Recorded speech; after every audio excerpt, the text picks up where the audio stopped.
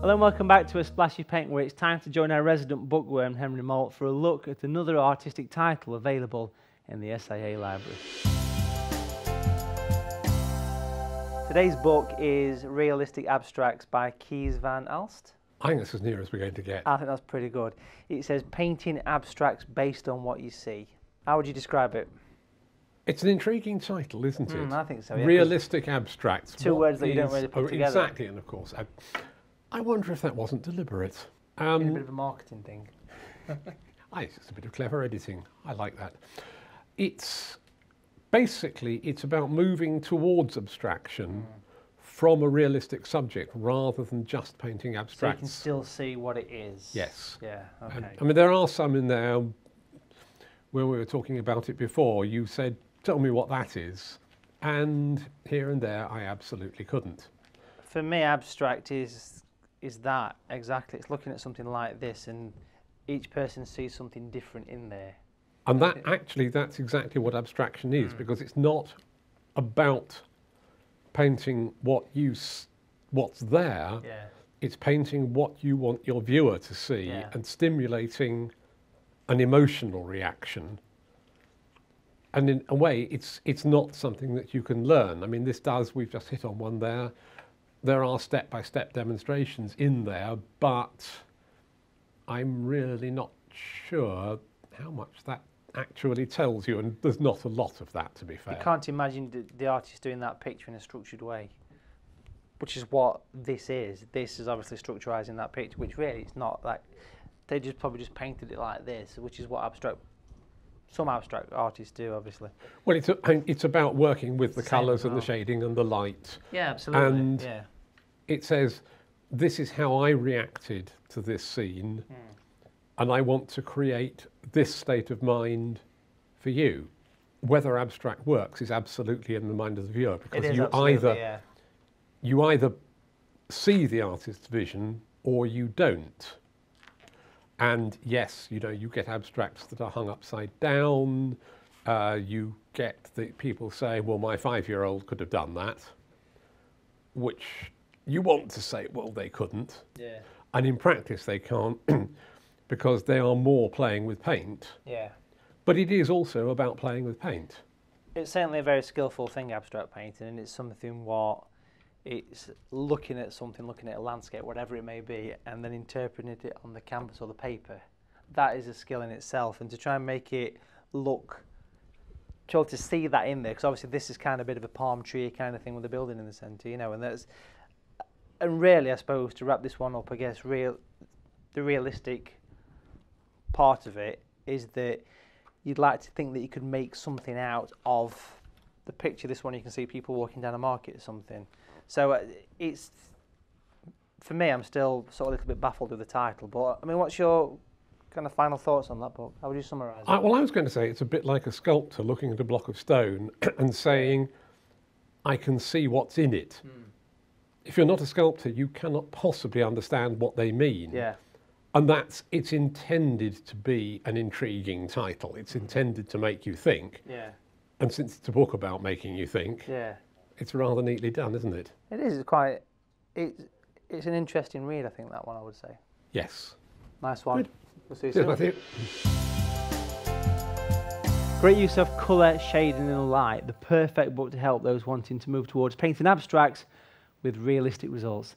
Right, time for today's Art Bite project. Let's discover how versatile SAA artist David Hyde mixes water and colour to capture the realistic surface and texture of rust.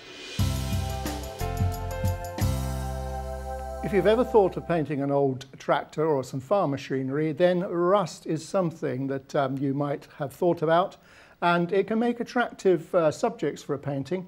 And I can show you now some of the colours that I use when I paint rust. If we can look down at my palette, I've got a variety of colours here, which is not exhaustive at all. Any sort of orangey, browny, reddy colour will do. This happens to be some cadmium orange, some permanent magenta, some burnt sienna. That's a good one because it tends to granulate and give you a little bit of texture. And burnt umber, the same, that can granulate a little bit. And some ultramarine blue. Now, on a vehicle or on a piece of machinery, there's often the residue of some paint. And because of these orangey colours, I'm going to use a little bit of remaining blue from this little bit of an uninteresting plate, but we're going to rust this little plate up here, which was originally painted blue. So I first just get some mixes going. This is sort of fairly close up, and therefore in a paint, if this was in a part of a painting, it would be fairly close to you. So therefore I'm going to make the colours quite strong. And I'm going to make sure I don't contaminate one with the other too much, because I want to get a feeling of sunlight on this rusty plate. Now you could say, looking at this, that rust is not that bright orange. But you must remember, in a painting you are also trying to represent not just the rust, but the sunlight on the rust.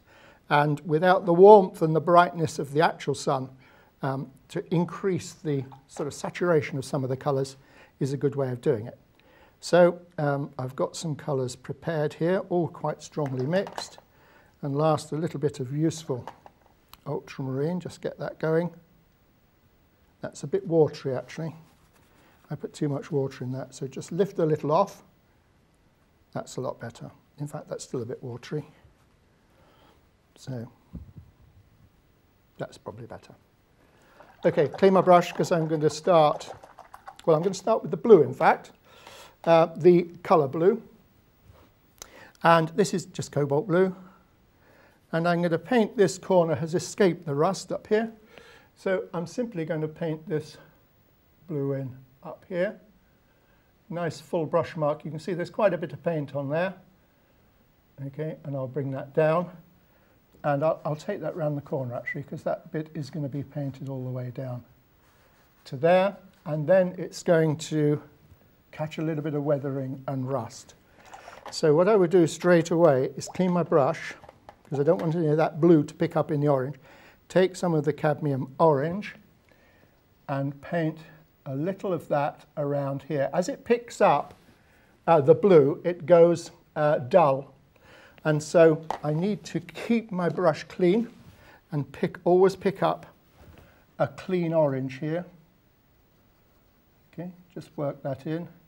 Now I've got a little bit of creep and cauliflowering in there, but that actually helps this. So I'm not going to worry too much about that. A little bit more bright colour up here.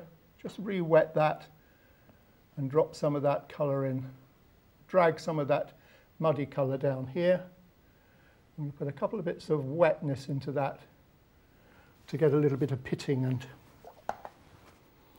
the things that you would normally worry if you've got, this is what you want to try and get on this.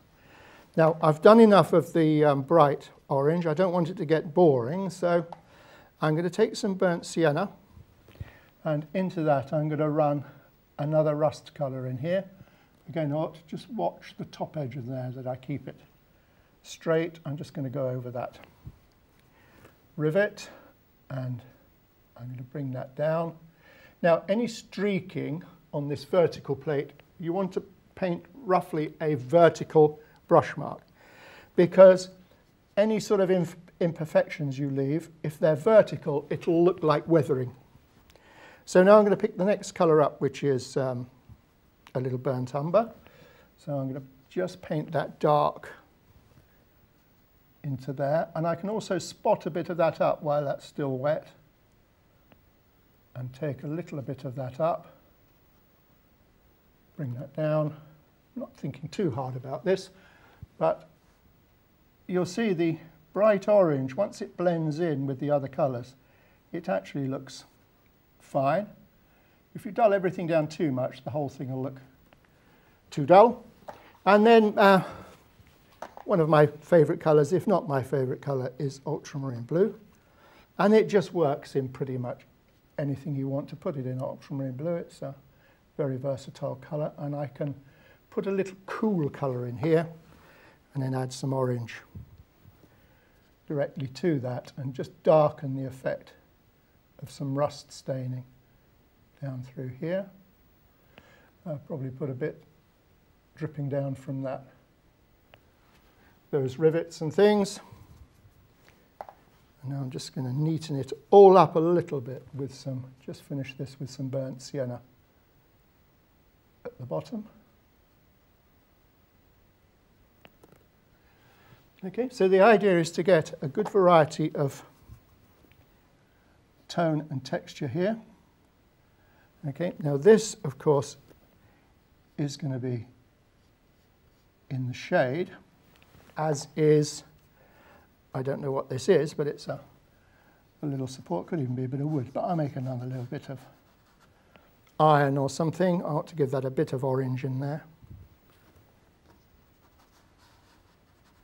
And if all else fails, put a bit of ultramarine in it and it'll look fine. Now when that's dry, to make that three-dimensional, all you need to do is to take a darker mix. I'm going to use the ultramarine blue again and some burnt umber. No, a little bit of burnt sienna actually, because keep the rusty feel to this. And this will darken this edge and give it a three-dimensional look. Again, you can, when this is dry, you can just put some little shadows on the detail here and add any other sort of detail you want. But again, keep the light and the shade, keep it three-dimensional, make sure you change the tone when you go around a corner to get a shape, and just try some of these warm and cool colours together. They can be really, really effective as rust. Here I have a little watercolour sketch showing these oranges and blues, how they work together to create this feeling of rust. Great project to stop your painting skills looking a little rusty. Well, time for us to take a short break now, folks, but join us in part 3 when I'll be showing you a few more tips and techniques to capture the golden tones of autumn in our regular Trees Through the Seasons feature. And SAA watercolour artist Louise Bougourd returns to put the final finishing touches to a lovely coastal landscape as we conclude today's Try Your Hand At project. I'll see you after the break.